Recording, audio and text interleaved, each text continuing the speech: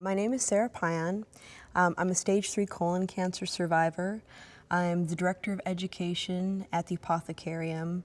I'm also a writer. I write articles for Cannabis Now, and I'm the vice chair of the San Francisco Legalization Task Force. When I was 37, I was diagnosed with stage 3 colon cancer. It started out that I had one day where I was working from home and I ate breakfast and I just started to feel really, really sick. And I was just in a great amount of pain. Nothing else was happening, to the point where the pain was so bad that I was having like cyclical vomiting. And so I was afraid to eat. And a friend of mine who had a card had offered to, he's like, maybe cannabis would help you with this. And so I was a little bit skeptical, but he ended up getting me a gram of some flowers, and I had been using smooth muscle relaxants that my doctor had given me because they told me I had IBS, and that had worked for a little bit. But every time that I smoked, it relaxed everything so I was able to eat. So that is what helped me, because when they did the colonoscopy and then they finally did the surgery, I had the tumor the size of a lemon. So with my success with being able to help eat and get rid of the pain, like before I knew I had cancer, that's what really convinced me, my friend introducing it to me that way, that I really needed to get my card if I was going to be going through chemo. And I was really nervous actually about getting the card, because I worked for a nonprofit downtown. I was an operations manager, and I was really worried about losing my job if I used it. But I was also really worried about the drugs that I was going to have to use, because when you have colon cancer, getting constipated is deadly, and opiates are very, very constipating, and so are the antiemetics that they give you when you're going through chemo. And my chemo was really rough. I almost died twice during it. When a year out of chemo, I decided, instead of going back to work, that I was going to go back to school and get my master's. And the dispensary that I went to towards the tail end of my chemo, which is actually the one that I got the most education and support from, offered me a job. And I was like, yeah, I'll totally do it. What an amazing experience, work in a dispensary, and then I'll go to school and I'll finish my master's. But I kind of likened it to being at like a coffee shop or working at a bookstore, like something I would really enjoy, but I didn't realize how involved it was going to get. My work started with the patients. And when I was going back to school, I actually taught my first cannabis education class at my college.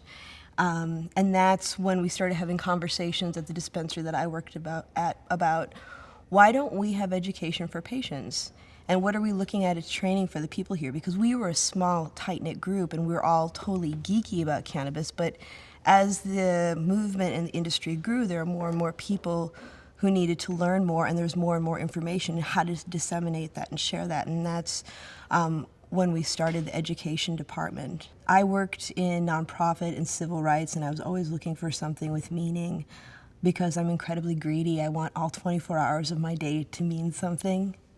And I finally found it in the weirdest of ways.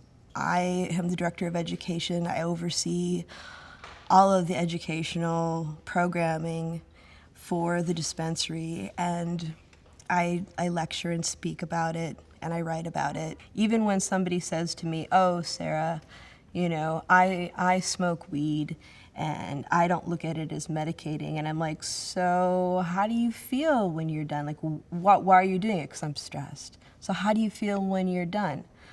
Less stressed. I'm like, so what do you think about the cortisol levels in your body since you're not as stressed? And how do you feel about life and work and your partner when you're not as stressed?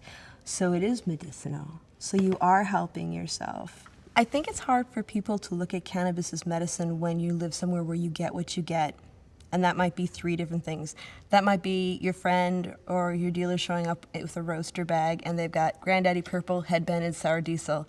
And you're like, what one should I get? And they're like, I don't know. When you're lucky enough, as we are in California, to have a broad spectrum of flowers and ways to medicate, that's when you see the subtleties of medicating. Especially like when I have patients who are coming in for the first time, and the biggest thing that they're saying is, Sara, I'm afraid of getting high, or I had a bad experience with cannabis when I was younger, or I even had one patient that said, I had a really bad acid experience and I don't want to do that again, and I can promise them that that won't happen, but I'll ask them, I'll be like, so you're afraid of euphoria, what drugs are you taking? And they're like, well, I'm taking Norco for pain, and I'm taking Xanax, for my anxiety, and I'm taking Ambien to help me sleep. And I'm like, okay, so Xanax, opiates, you are getting high.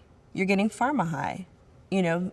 And what you need to understand is that euphoria isn't scary, and that we have this really, our society has this really weird thing about like feeling too good.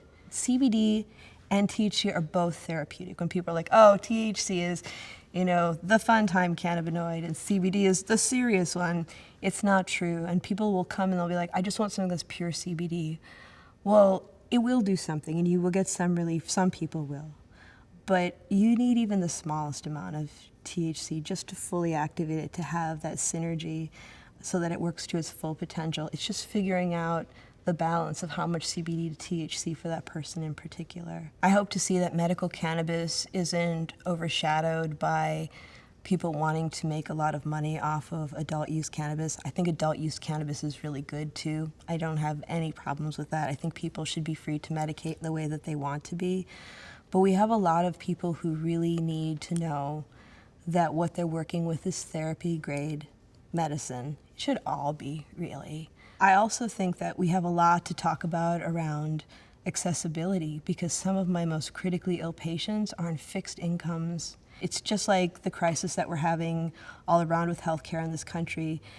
When you're sick, you shouldn't be given up on. When you're poor, it doesn't mean you don't deserve health and medicine. A lot of our movement was around these patients that were critically ill, and a lot of them couldn't afford their medicine, especially our veterans and our seniors. We really need to do something to offset that and to support them. Medication.